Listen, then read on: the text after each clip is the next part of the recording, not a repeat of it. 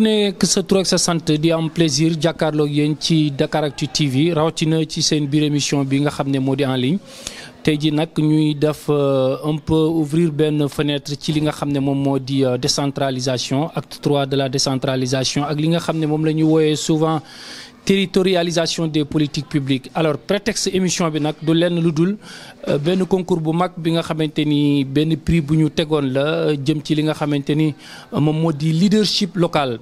Alors nag mu am koo xam ne daf si ràññeeku bu baax a baax di Baba Ndiaye moom mooy président conseil départemental bu Kaolack génn ci ak 4 prix yu mag yi nga xam ne moom lañ gënoon a teg ñu siy jongante. laata ñuy dugg ci biir émission bi dañ koy bàyyi mu nuyoog ñi nga xam ne ñoo di internautes yi président ñu ngi lay nuyu di la dalal. merci maa ngi sant yàlla bu baax di leen di nuyu képp koo xam ne internet Dakaractu la di leen gërëm aussi si intérêt bi ngeen am pour ñu def émission si la première édition de distinction des meilleures pratiques en matière de développement local ñuy wax première édition leadership local fii Sénégal. alors occasion la ñu invité un politique pour parler ci li nga xam ne moom la ñuy wooyee vrai politique. mooy politique de développement général loolu moom moo tax ñu sax ñu primé la ci li nga xamante ni mooy concours bu mag bi ñu doon def jamono yi weesu di li nga xam ne moom moo di prix bu mag boobu noonu nga xam ne indi nga ndam li ñu teeru la fii ci Kaolack. alors bokk na ci thème bi nga xamante ni moom nga liggéey di li nga xam ne moom la ñuy wax transformation structurelle de l'économie locale ak régionale à travers li nga xam ne moom la ñuy wax coaching territorial. alors lan moo la jox idée boobu noonu tey ji président gëm-gëm bi nga am la wala da nga yaakaar ne foofu rek nga waroon a jaar pour jël li nga xam ne moom moo di prix bi. si maa ngi gërëm leen sant bu baax mais aussi nga baal ma tuuti rek ma gërëm bu baax Enda Ecopop bi nga xam ni gën moom programme de développement local ak observatoire africain OIDP Afrique ñoo jël initiative bi ministère de la gouvernance territoriale accompagné leen jiite ko ba ñu mën def la première édition. MIS bi nga ko lancé le 10 août passé à Sédhiou si journée de la décentralisation pour wax ne dañu dakkal première édition. bi jëm si wàllu développement local ñu laaj nag l' ensemble des collectivités locales muy commune ak département yoo xam ne dafa ne loo xam ni ngeen yaakaar nañ lu ràññeeku la lu ñu war a mën a partager la lu ñu war a mën a séddoo ak yenn collectivités locales la ñu ñëw indi seen déposition si la ñu déposé loolu yàlla may ñu def effectivement njël premier prix territorialisation de politique publique et développement d' agenda internationaux si coaching territorial. Coaching territorial man maa ngi ko découvrir en décembre 2015 ci ab cité Johannesburg bi ma demee Afrique du Sud laa gis benn région boo def expérimentation bi ñoo région orientale du Maroc de gis ñu porter projet yi de façon innovante ma ne lii de lu bees la si wàllu développement local coaching territorial ndax daañu dégg coach dégg coaching mais coaching territorial kenn su ko dégg yàlla dogal également ma jege leen waxtaan ak ñoom ba xam lu mu wund ba dafa jógee it ma jógee fii Sénégal dem ba Maroc dem seet leen à la région de l'oriental pour xam lu ko téye ak lu ko tëgg ak naka lay doxee foofu ak nakit ñun dañ si mën a bénéficier wu ñoo développé ko fii biir Sénégal si laa signé benn convention multi-acteurs boo xam ni cité et gouvernements locaux d'Afrique conseil régional de l'oriental du Maroc agent de développement du Maroc ak benn organisme belge d'appui au développement bu ñëwee et communication si la ñu signé le 1er mai 2016 convention bi wan ne mën nañ utiliser coaching territorial fii Sénégal bi ñu ñëwee fii it ñuy góorgóorlu dox si ba yàlla dogal ñu ubbi fi li ñuy wax centre de formation du coaching territorial maa ngi wax ne benn centre moo am si biir Afrique mooy le centre d' excellence de coaching territorial de Oujda deuxième centre bi ñu ngi ko def fii si conseil départemental bu Kaolack muy centre du coaching territorial de Kaolack donc en Afrique subsaharienne mooy premier centre au niveau de l' Afrique noire donc loolu lu am solo la. bi ñu ko defee it ñi am si ñaari ndimbal yu am solo yu ñu dimbalee ñi avancé benn ndimbal bu njëkk bi mooy la coopération belge dafa jël en charge un expert senior fekk ko ñeenti at def ko à la disposition du centre coaching territorial ñi koy wax Dominique Linossier ki nga xam ne mooy directeur de l'agence régionale de développement Mamour Diop nangu ñëw diriger ko bénévolement le centre coaching territorial ñu jël xale yooyu andi am animation ay xale yoo xam ni ngeen def nañu li xam-xam jàng nañu am ay master en planification gestion urbaine dëkk bi région Kaolack ñu def appel à candidature publique xale yi déposé njël si bitu xale yoo xam ni tey ñooy animateur coach yi ñu nangu ñu former leen ñoom ñu liggéey ak filières yi xale yooyu ñu leen dafay 60 000 francs weer bu nekk si loolu la ñu liggéeyee jàpp ne fii si Kaolack boo ko bëggee développer dans un premier temps chaque année ñuy fexe ba jël ñaari filière coacher leen pour que filières yooyu jaar si yoon ñe transformation de produits locaux ak li nga xam ni mooy sel muy xorom si mën na indi njëriñ si biir Kaolack ba ñu commencé si xorom bi nga xam ni inauguré nañu centre bi ministère de la gouvernance territoriale ñëw présider ko par l'occasion de son directeur de cabinet Alassane Sow au nom du ministre région orientale déplacé wu son président Abena Biou ñëw fekkee ko région Kaay du Mali déplacé wu son président Bandji Gomara jiite délégation ba les institutions consulaires Serigne Mboup ak du Papa Seni Seck ñëw fekkee loolu CG lui a déplacé un mandataire mu ñuy wax ba ci Grigo mu ñëw fekkee loolu si la ñu inauguré centre coaching territorial bu Kaolack c'est en février 2018 bi ñu paree loolu nag ñu jël filière sel ñi xam ñoo OPS yi xam nga OPS ñi liggéey xorom si le plus souvent du leen boole sax si dañuy xëy rek liggéey dem seen kër pour la première fois dañu amoon sax surprise ñoom ñi gis ñi leen seet si neen dañu bëgg li ngeen liggéey ñi seet ensemble lan mooy jafe-jafe bi ak naka la ñuy def ba loolu mën a dem kanam parce que jàpp nañu xorom bëri na ressource la fii mais foog ñu valoriser ko pour mu amal njëriñ ñi koy liggéey mais amal njëriñ également économie locale bi c'est pourquoi bi ma jëlee coaching bi ma ne coaching territorial mën a def transformer structurellement l'économie locale xam nga PSE day wax transformation structurelle de l'économie nationale ma ne transformation structurelle de l'économie locale par le coaching territorial ñi waxtaan ak ñoom boole si l'ensemble des partenaires au développement mais boole si également l'ensemble des maires yi nga xam ne dëkk ñu nekk dafa bay xorom ma jàpp ne démarche filière amul frontière ça du ma dem ba kawoon bi département bi yam rek ma ne damay génne Mbadakhoune damay génne Ngathie Nawbe xam nga ne Ngathie ñi bay xorom si lañ gën a am solo ma ne man si une démarche régionale ma boole si le maire de commune la commune de Ngathie Nawbe le maire de la commune de Mbadakhoune bokkuñu département Kaolack jël commune yi nekk bii département Kaolack yoo xam ne dañ fay bay xorom mu commencé kawoon maire de Latmingué Ndiafate Kaolack commune nga dem Sibassor Dieu Thiomby ak Gandiaye ñëpp ñu ñoo bokkoon sumbandoo si ñeenti weer yi ñu génn pour di xalaatandoo si filière sel def nañ plusieurs rencontres ak rencontres sectorielles ba tey am na li ñuy wax sociogramme de la filière sel xam nga tey filière pour que développer foog nga xam sociogramme bi moo lay wax faiblesse yi lan la jafe-jafe yi lan la ak lan mooy solution bi mais loolu du ay xam-xam ñoom toog fële ay experts seniors indi solution bi mais solution bu ñu indi la ak ñi nga xam ne ñooy liggéey si biir xorom bi mooy démarche innovante di coaching territorial si la ñu paree loolu ba am partenaire boo xam ne nii daf ne bu ñu améliorer qualité sel bi xorom dootu des fii si région bi day jënd lépp loolu donc avancé frontal xam ne jafe-jafe yi lan la woon mooy qualité xorom bi ñu produire au franc si artisanal bi ak ni ñu koy jaayee ba nawet dañuy gis tax si ko tali bi ji du jar donc loolu nag kon problème bi daanaka réglé na au départ ndax am nañ partenaire bu ñu dugg nii loolu laa proposé comme code si prix boobu ñuy wax territorialisation de politique publique et développement agenda international pour dire que filière sel bi benn filière la mais déwoon dañu jël yenn ñaari filière gannaaw déwoon yenn ñaari filière si 4 ans yi bala muy jeex ñi mën a jël carrément li gën a am doole si économie territoriale bu Kaolack loolu moo ñuy may effectivement si prix boobu si numéro borom bi ñu jël premier prix si prix boobu département Saint-Louis yi topp si la commune de Sandiara également bi nga xam ne mi ngi def PSE au niveau local jël 3e prix bi. léegi yow da ngay bëgg a won foofu rek ne li nga xam ne mooy coaching territorial mun na leen permettre yéen élus yi ngeen am ay nouveaux mécanismes de financement ci seen ay collectivités. nga financement bi am na solo mais tey bala nga àgg si financement bi da nga xool secteur bi lan la soxla li secteur bi soxla mënoo koo xam tant que defoo diagnostic secteur bi xool jafe-jafe yi ñu envisager ensemble ñun ak ñi siy liggéey solution bu ñu àggee foofu nag le financement bi doog a ñëw tant que paregoo sociogramme filière bi mën a wax financement. la preuve bi ñu commencé liggéey ak ñoom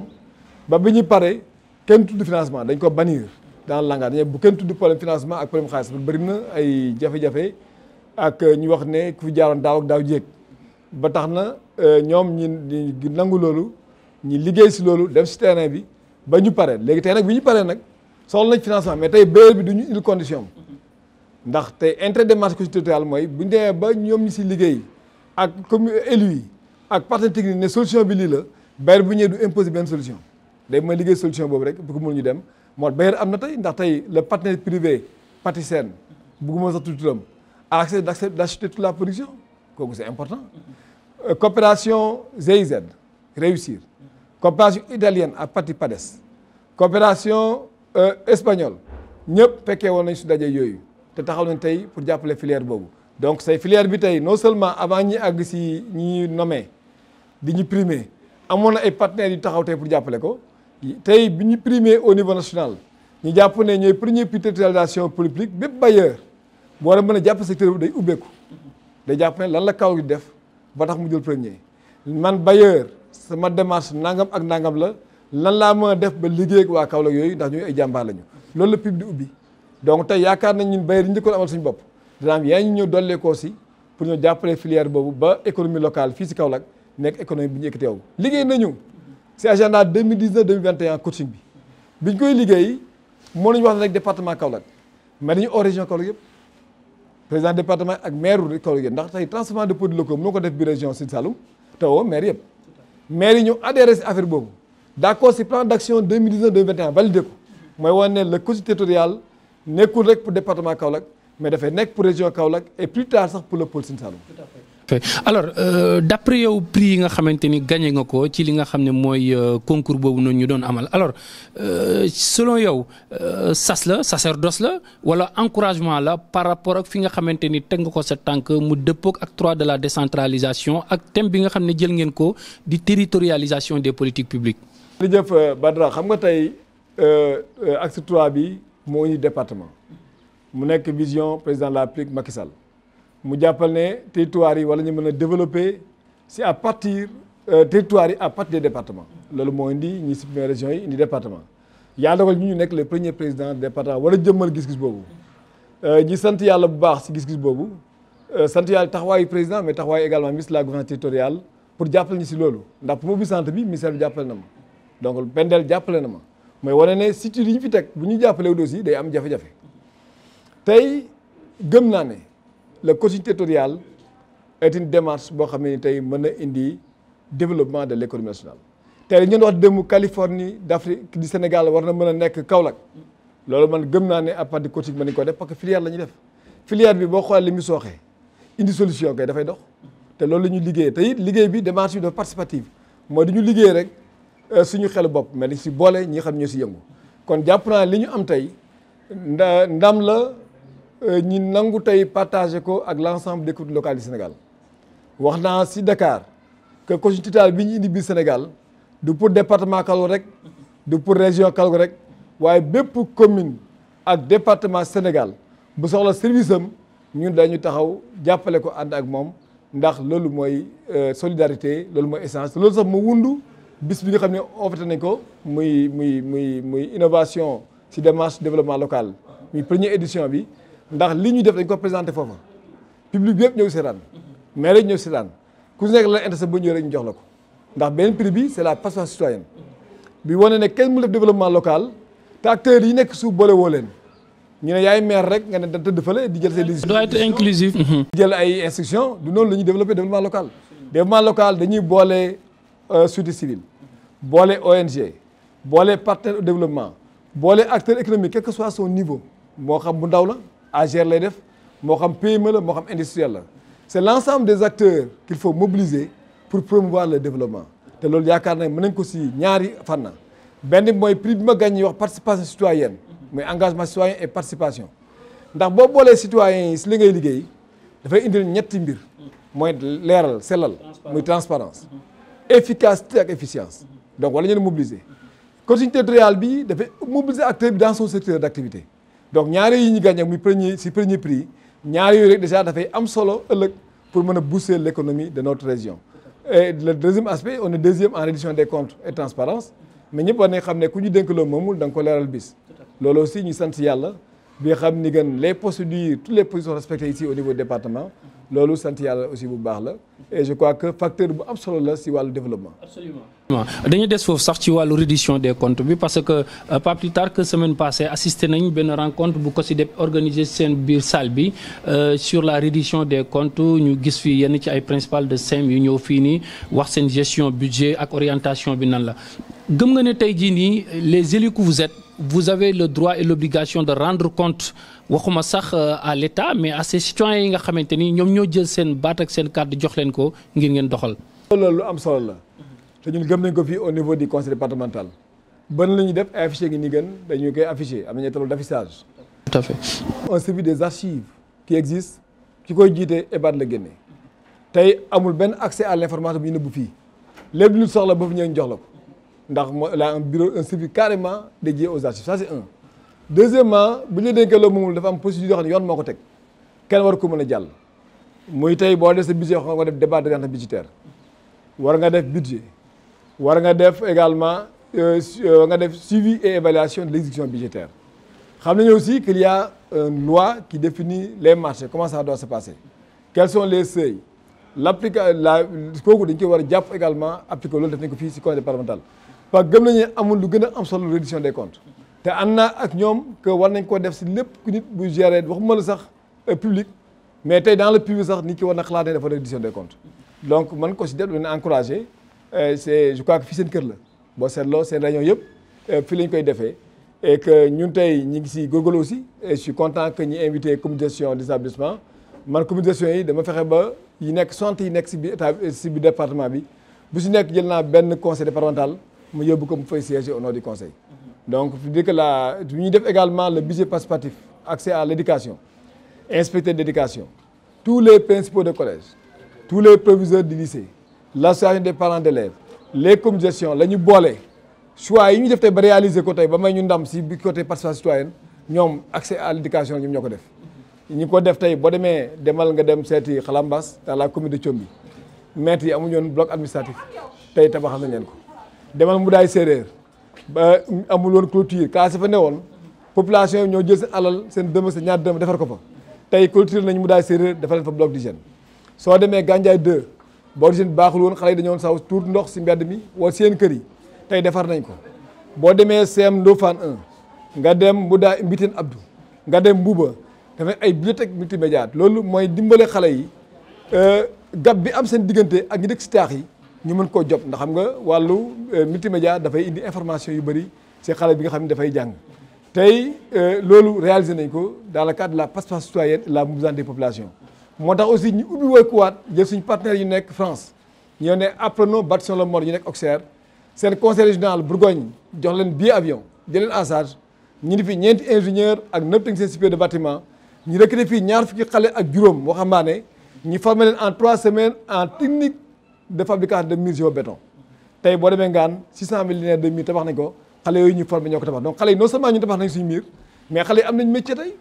di mën a liggéey si loolu te loolu dañ koy jël di ko duplier si biir département de Kaolack yëpp donc loolu lu am solo loolu moo tax ñu gagné le prix de la participation citoyenne donc mooy implication des populations dans la gestion de leurs affaires ndax ñoom ñoo ko moom war nañ leen impliqué boole leen si li ñuy def. alors mooy fàttali ne internautes yi ñu ngi dalal Baba Ndiaye seen numéro spécial en ligne bi alors président gis nañ ne ñu ngi ci li nga xam ne mooy presque phase 2 bu acte 3 de la décentralisation mooy la mise en œuvre comme on dit bëri na ci ay maires yoo xamante ni peut-être di nga ne opposition bi li ñu ngi yuuxu dégg nañ fi maire sax bi nga xam ne mooy naan transfert de problème la que de transfert de compétence ah. alors ci sa gis-gis gëm nga ni maire wala élu dafa war a toog rek di xaar état est-ce que tey jii jotul ñeen tamit comme ni ngeen koy defee ngeen di réfléchir sur des mécanismes innovants yoo xamante ni war na mën a tax ngeen gën a mën a suqali seen côté jàppale ñi nga xam ne ñoom ñoo leen fal tey. yaakaar naa li nga wax nii sax su fekkee ne moo nekk la base la cause de l'organisation de la première édition du prix de leadership local mooy njël ay innovation xarañ ba ngi yam rek si li ñu am. ndax acte 3 bi dafa indi ñaari indi mooy communalisation mooy commune rurale beneen commune rurale léegi commune la indi département l'élection du département encore local moo am deuxième phase bi ñëwagul woon ndax fiscalité tey amuñ ko amuñu impôt amuñu patente tey def naa débat DOB gis nga gaaw na j'ai fait une journée de débat DOB aussi dans le conseil de Kaolack ñu addu à l'unanimité c'est parce que li may fonctionner mu ngi ñëw rek si dotation bi may am FDD bi ak fonds d'équipement bi tey Kaolack mi ngi fonctionner pour la première fois avec 160 millions sama première année 130 millions la am benn bi 146 millions troisième année bi ma am 150 millions tey ma am 160 millions 160 millions yi maa ngi fay salaire 120 millions session 80 conseils la am su moo dee session sama absence ay 4 lay nekk wala 5 donc session budgétaire bu ma def dafay jaral presque 4 millions du 16 millions lan moo ma desee foofu xam nga bëriwul équipement bi may jox 70 millions la déparé ren 63 millions yi ma jox 63 millions yi boo si defee marché da ngay dagg 18% TVA bi da def 63 millions mooy 18% de 63 millions si ku yor 60 collèges et lycées 12 instituts franco-arabes hôpital régional de Kaolack stade régional de Kaolack loolu doy na cité ko kon lan laa si mun def donc su fekkee dama toog xaar du ma am résultat mais code bi dafa indi ay innovation yu bees mooy la libre administration des collectivités locales c'est important comme principe le fait de nous autoriser ñu def coopération ak partenariat ak organisme national privé ou organisme international le fait que mu permettre ñu mën a génn si biir def coopération décentralisée internationale yooyu moo tax tey doo mën a am justificatif ne li ma jox doyul parce que may nañ la possibilité nga utiliser le code qui est réglementé pour aller chercher ses partenaires au niveau national comme au niveau international man partenaire national am naa ko PNDL est mon premier partenaire national ndax moo permettre ma def budget participatif 36 millions ma def 4 millions def budget participatif fii si biir Kaolack PNDL moom moo tax ma discuter ak artisans yi ba di tabax tey centre de construction centre de formation aux métiers artisanaux tey fii si Kaolack à Sing Sing kooku partenaire national la agent de développement local tey war na fi ñëw alxames ñi def si nga xam ne bourse territoriale ñu financé AGR ak financement des PME ak ñi di ko si wàllu koom-koom def nañ dossiers yi ba ñu indi ko ñu war def sélection jeudi bi ñoom ñooy déplacé ñëw fii si Kaolack en partenariat avec le Crédit Mutuel du Sénégal mais loolu c'est important c'est une initiative qui n'a rien à voir avec le déroulement traditionnel de nos activités le fait que ma dem Maroc signé convention ak marocains yi ba tax ma am coaching territorial indi ko fii si Kaolack ba ma nga gagné prix kooku c'est une démarche également qui m'a permis par le code général moo dimbale le fait également moom des partenaires français yu ñëw fii chaque janvier di fa appelé 78 personnes mooy sama distinction bi ma am ñu jàpp ne lu baax la lu ràññeeku la en matière de solidarité et de soutien aux personnes vulnérables daaw en janvier les médecins de CAN opèrent nañ fi gën 78 patients en chirurgie fii si hôpital régional bu Kaolack ren dañuy desuwaat en janvier chaque année di ko def loolu dañ ko uti à CAN par le soutien de ma sœur Mbodj Niass et de sa copine le Yande Ndiaye qui est conseiller général de Marseille dañ ko uti tey Saragossa hôpital Saragossa ñu ngi liggéey ak moom si hôpital bi juróom benn weer lañ jël ñetti agents yu nekk hôpital régional yóbbu leen former leen foofa gratuitement mais loolu opération moo ko indi le système le SDM le système d'information géographique numérisé Espagne ñoom ak Saragossa la région de Aragon ñoo ñëw fii defal ma ko fii à partir des universitaires coopération moo ko indi donc li coopération indi nañu lu bëri fii gën man je crois que lépp lu ma def fii si ëpp 90% boo compté coopération décentralisée la wala partenariat avec des... alors avant dernière question ñu ñëw ci coopération décentralisée yi alors su ma la doon wax nga tontu ma ci gàtt entre coopération décentralisée internationale ak li ñuy waxee coopération décentralisée intercommunalité bi am fi nga xam ne mooy Sénégal ban nga gis tey jii nii moom moo gën a mën a développer li nga xam ne mooy sunu collectivité territoriales yi. gis tey jii nii moom moo gën a mën a développer li nga xam ne mooy sunu collectivité territoriales yi. ñaar yëpp bokkuñu mais mën nañoo ànd ndax interterritorialité tey def naa ko si coaching territorial bi tey boo seetloo liggéey naa ko fukki maire Ngathie Nawbe maire Madaxun maire Kahone maire Gandiaye maire Sibassor maire Thiomby maire Diya maire Latmingué ak maire Ndiafate si wàllu xorom si dañoo bokk ànd liggéey ba am résultat bi ñu am tey le prix qu'on a gagné aujourd'hui ces maires là qui sont investis dans le sel tey si lañ bokk loolu mooy intercommunalité mooy programme yi xam ne ñoo ko bokk au lieu que ku nekk beru def dara ñu boole li ñu am bu ko defee mutualiser suñu doole loolu moo ñu dimbale ñu mën a am résultat si biir loolu nag mën nañu am participation étrangère de la coopération décentralisée ndax tey coaching bi ñu utilisé dans le cadre de l'intercommunalité non signée mais mise en œuvre tey coopération belge na doole ndax consultat bi ñuy jàppale ba mu am résultat belge yi ñoo ko fay donc coopération décentralisée indi na ndimbal ci intercommunalité donc ànd dafa baax dañu war a ànd suñu doole yi ñu boole ko bu fekkee ne Kahone dafa war def liggéey boo xam ni gën ci wàllu marché la bu ñëwee Kaolack def leen ne Kahone benn la Sibassor Kahone benn ak Ndiafate benn agglomération la donc war nañ fexe bu kii defee jëm fële ki jël benn secteur ñu mutualiser ko amandoo lépp en même temps mais bu ku nekk defee benn ku nekk benn ngay am tous les secteurs vont s'enraider donc l'intercommunalité est autorisée par le code général des collectivités locales et c'est extrêmement important pour porter des projets importants et innovants. Tout à fait. Alors dernière question président boo doon jox note ci li nga xamante ni mooy réforme bi ñu indi si code des collectivités locales di acte 3 ban note nga koy jox ak lan moo waral loolu. La note va être compliquée parce que la situation de Kaolack n'est pas peut-être la situation de Saraya, n'est pas la situation de Gossas. Je ne peux pas venir sur les situations, mais je suis dans un département de 500 000 personnes. wax naa léegi changement éducation santé et cetera su ñu nee critère ruralité dafa du ma arrangé ndax critère démographie dafa may arrangé mais ruralité du ma arrangé ndax ruralité bi Saraya mooy ëpp subvention or maa ko ëpp pression si demande bi donc tey su ma apprécier négativement la critère ruralité Saraya da koy apprécier positivement pour mu arrangé na ko moo tax day jafe wax ko mais li wér wóor mooy dañ jàppoon ne suñu defee 2 ans dañuy am fiscalité département ñëwul kooku erreur la baaxul. Deuxièmement suñu transférer compétences yi dañu transférer également les ressources tey les BCI continuent d'être gérés au niveau département ministériel je crois que loolu également c'est un handicap par rapport ak vision bi nga xam ne président de la République am na ko ñetteel bi ni ñu fexee ba communes yi ak départements yi am ressources yu doy yu ñu liggéeyee bëri na ay fonds tel que le fonds minier depuis 2009 ñëpp d'accord dañee ministère des finances war na ko mën a delloowaat au niveau des collectivités locales te loolu ba léegi amul ñu ngi koy xaar te amoon na système de précaution yooyu dafay nekk des choses yoo xam ne nii bu ñëwul dafay lor élu local ndax élu local bi amul temps bu jeexul c'est-à-dire il est élu pour un mandat bi 5 ans la 5 ans yi lépp lu mu waroon jotu ko rek loolu nekk handicap si moom mais yàlla mi dimbal nag tey Sénégal bu ñuy xoolee li xew Dakar bu yàggul di Grand Théâtre bëri nañu ay élus yu am imagination yu courageux yu comprendre vision bi que territoire de politique publique am na solo développement local développement national mën nañu ko def à partir développement local te loolu gis nañ initiative yu am solo yu ay maire jël te duñ maire de grande ville le maire de Passy a pris une initiative innovante qui a été primée le maire de Pikine Est a été primé le maire de Dalifort également est arrivé 3e mais tout le monde sait qu'à Dalifort c'est compliqué le maire également de Sandiara a fait un PSE local qui est à 42 milliards d'investissement loolu lu am solo la dans une commune donc ñooñu ñëpp tey ak département comme département Saint-Louis qui est 2e dans le territoire de politique publique ñooñu jël nañu ay initiatives yu am solo pour relever des défis au plan de l'environnement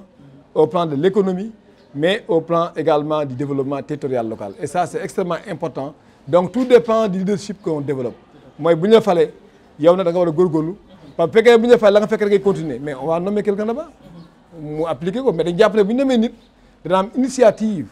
di jël ay initiative di uti coopération di sonn pour que au-delà li nga xam ne moo leen ko dimbalee moom mën a continuer jàpp naa ne réforme bi la réforme acte 3 est une réforme pertinente mais maa ngi wax ñi doole dimbale ministère de la gouvernance territoriale mais ministère yi yor secteur yi nga xam ne dañ ko transférer au département et aux communes ñoom it dañ lâché ñu bàyyi moyens yi bàyyi responsabilités yi et équipements yi mu ñëw au niveau local ndax man maa gën a xam tey école bu yàqu ak classe bi yàqu maa gën a xam ministre de l'éducation nationale ndax man maa dëkk ak doomu aadama yi fii ma la ñu ñëw sollicité si donc tey le BCI de l'éducation nationale continue d'être géré là-bas il faut que ça devienne sinon dafay mel ni na élus yi maire yi ak département yi dañu amul compétence pour mën a gérer effectivement responsable yi nga xam ne tey yoon mën na ko jox loi mën na ko jox lu loi joxe nag nit waru si coobareem rek mu mën ko bloquer dafa jaaduwul ndax c'est la loi est au-dessus de tout le monde donc c'est la loi def tey décret mënu ko dindi lu décret def tey arrêté ministériel mënu ko dindi donc ñi ñaan aussi suñu ñi nga xam ne dañu amee ndomba tànk au niveau du ministère ñu jàppale ñun aussi ñoo bokk lu ñu liggéey ñu waxtaan ak ñun contractualiser ak ñun la ñu bëgg a def si département Kaolack ñi wax ko ak man li bëgg a def Kaffrine ñu wax ko Adama Diouf liggéey ko def ko ñu évaluer ko mu def compte rendu bu fekkee liggéeyam baaxul il est incompétent bu boobaa nag ñu seeti keneen ku mën a def liggéey bi mais tant que liggéeyloo nit ki pour mën ko évaluer mënoo koo apprécier et il arrive souvent que nit ki tëdd bureau rek naan les élus sont des incompétents les élus c'est de grandes personnalités qui ont occupé de hautes fonctions au niveau de l'État central. Président émission bi jeex na en quelques mots rek nga wax li nga xam ne mooy message bi ngay lancé à l'endroit des élus mais des Sénégalais en général. waaw moi je voudrais profiter de l'occasion pour gërëmaat bu baax aussi population Kaolack ndax li nga xam ne am na ko ci ndam ça appartient c'est pour la population de Kaolack ñun ñoo ko moom mais ma gërëmaat également les élus et l'ensemble des élus qui ont été primés ñu ñëw indi seen expérience joxe ko ndax échange d'expérience boobu gën moo ñu dimbale suñu biir soldaire suñu biir pour développer local bi ñaan aussi rafetlu l'acte 3 de la décentralisation mais ñaan également que les mesures qui viennent pour la deuxième phase te moo waroon agsi si 2 ans d'exercice, nous sommes à 5 ans ñi mën na ko indi aussi pour mettre à l'aise les élus locaux pour que durant leur mandat ñi mën def ay réalisations. ma rafetlu également le rôle des médias comme Dakaractu et d'autres structures ndax tey mënuñu développer réew bu amul communication ndax nit ki bala muy xam taxawaayam day fekk ñi communiquer wax ak moom te loolu yéen ñu siy dimbale. Donc la communication est devenue aujourd'hui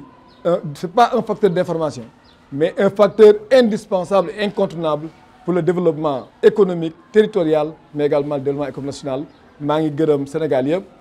di féliciter à nouveau Enda Ecopop, Pendel, mais également OIDP et le ministère de la gouvernance territoriale pour la belle initiative bi ñu jël def la première édition, mais également féliciter le comité scientifique qui a été présidé par Ali Badiane qui fut directeur de ONU Habitat. C'est de grandes personnalités qui ont été dans le comité, Mame Less Kabara, M. Kassé, Kalidou Kassé,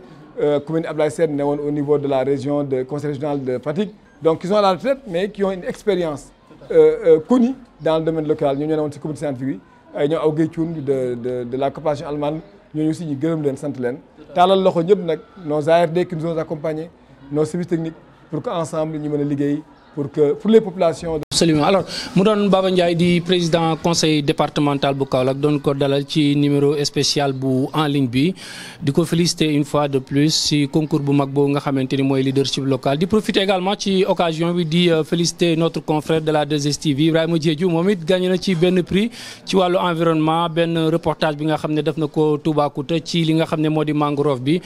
gërëm leen sant leen gërëm également ñëpp ñi nga xamante ni ñoom ñoo jàppoon ci coordination émission bi rawatina ki nga xamante ni moom moo di Ndeye Fatou nekk chargé de la com bu structure bi gërëm Thierno Abdou Khadre Fall bi nekkoon ci côté technique bi en ligne revient incessamment comme ni ma koy waxee d'ici là portez-vous bien en compagnie des programmes de Dakaractu TV merci beaucoup.